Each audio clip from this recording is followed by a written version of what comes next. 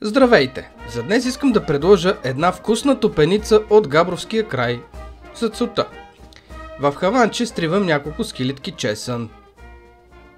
След като станат на пюре, трябва да премина към обелването на домати.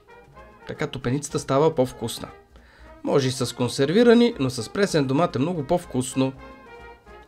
Доматите нарязвам на дребно, нарязвам на много дребно и печени чушки. Смесвам чушките с доматите в купа и след това обелвам 2 сварени яйца. Настъргвам ги и ги слагам при зеленчуците заедно с чесън, магданоз, сол, сирене, малко оцет и олио. Разбърквам добре и поднасям за мезе.